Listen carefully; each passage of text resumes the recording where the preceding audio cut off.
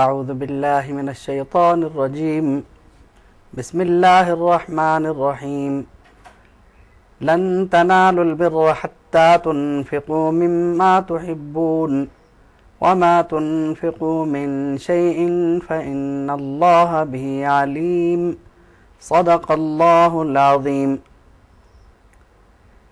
تیسرے پارے کے خاتمے پر یہ فرمایا گیا کہ کفار اگر قیامت کو پورے زمین سونے سے بھر دیں اور اسے بطور فدیہ تقسیم کر دیں یا بطور فدیہ دے دیں، تب بھی انہیں دردناک عذاب سے چھٹکارا نہیں مل سکتا اور ان کی کوئی مدد اس سلسلے میں نہیں کی جائے گی۔ چوتھے پارے کی ابتدا میں مسلمانوں کو یہ بتایا گیا کہ معیار نیکی کیا ہے،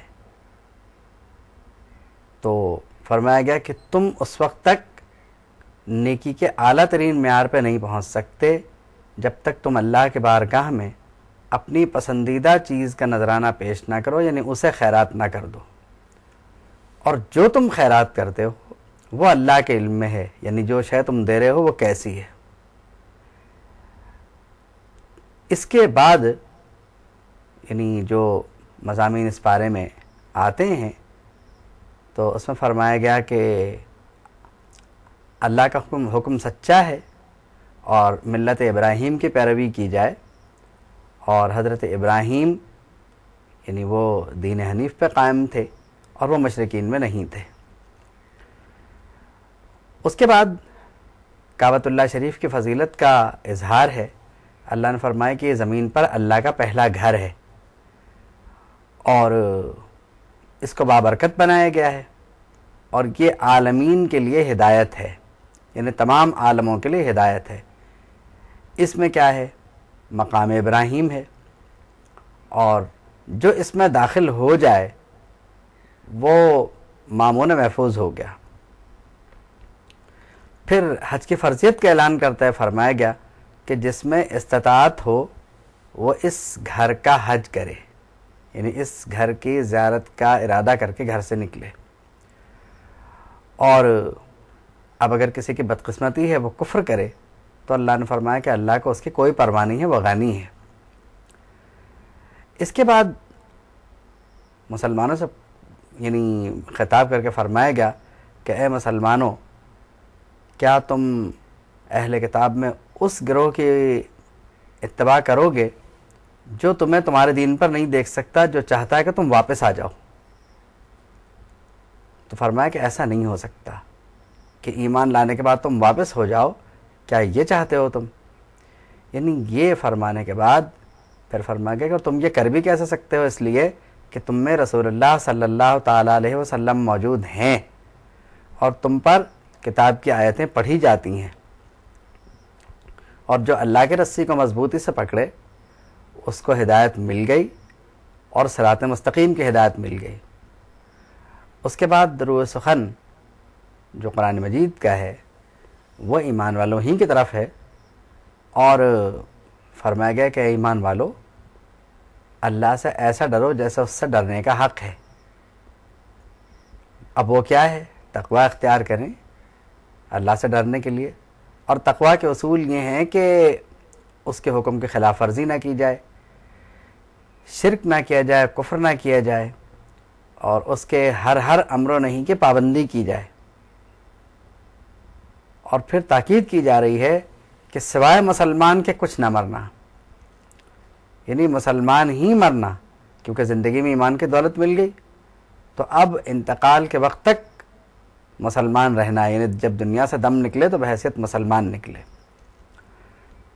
پھر فرمایا گیا کہ دیکھو آپس میں گروہ بندی کا شکار مت ہونا، اللہ کے رسی کو مضبوطی سے پکڑو اور اللہ کی اس نعمت کو یاد کرو جس نعمت کے ذریعے تم بھائی بھائی بن گئے جبکہ ایک دوسرے کے تم دشمن تھے۔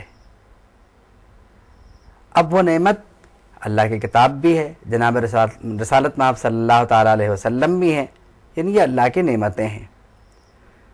بتایا جا رہا ہے کہ تم کہاں تھے؟ تم تو آگ کے گڑھے پہ کھڑے ہوئے تھے، تو تمہیں اس نے نجات دی، اور اللہ یعنی اسی طریقے سے تمہارے لیے سب کچھ بیان فرماتا ہے تاکہ تم ہدایت پاؤ.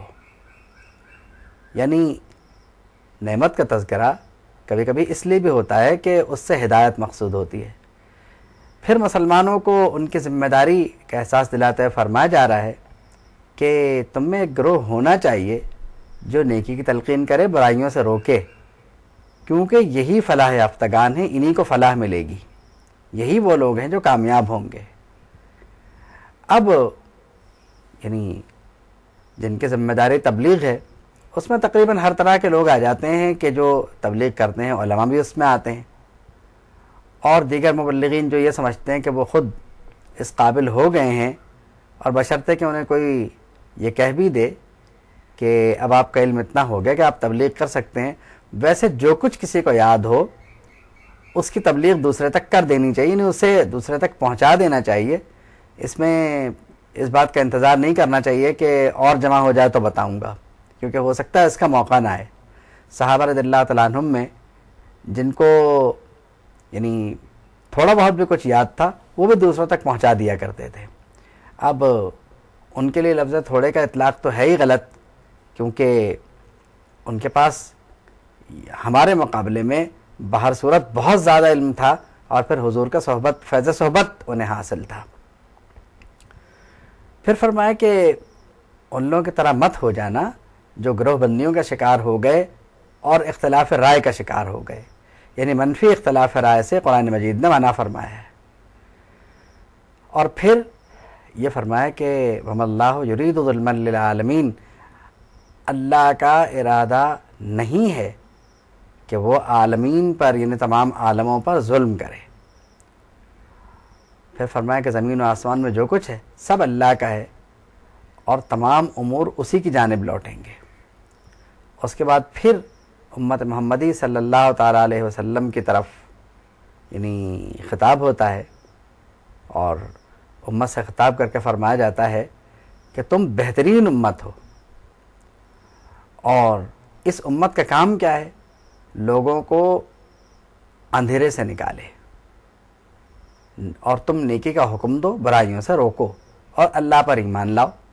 اب فرمایا کہ اگر یہی کام اہل کتاب بھی کریں تو بہت خوب، تمہیں تو کرنا ہی چاہیے، اور اگر کوئی نہیں کرتا تو اللہ کو معاذ اللہ اس کا کوئی نقصان بھی نہیں ہے، کیونکہ اس نے بتا تو دیا ہے آپ کو.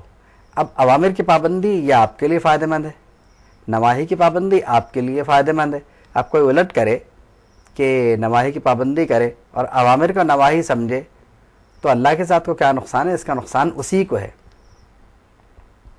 اس کے بعد پھر یہ فرمایا گیا، سورہ بقرہ میں ایک بار اور آ چکا تھا کہ ان کو جو ہے یعنی جو اللہ کے احکامات کا انکار کرتے ہیں اور اللہ کے احکامات کی پابندی نہیں کرتے، انہیں یہ پتہ ہونا چاہیے کہ ان کا مال، ان کی اولاد ان کے کسی کام نہیں آئے گا، اور یہ دونوں چیزیں جو کسی کے کام نہیں آ سکتی، نہ انہیں آگ سے بچا سکتی ہیں، تو یہ لوگ اصحاب نار ہیں، یعنی انہیں دوزخ میں ہمیشہ رہنا ہے.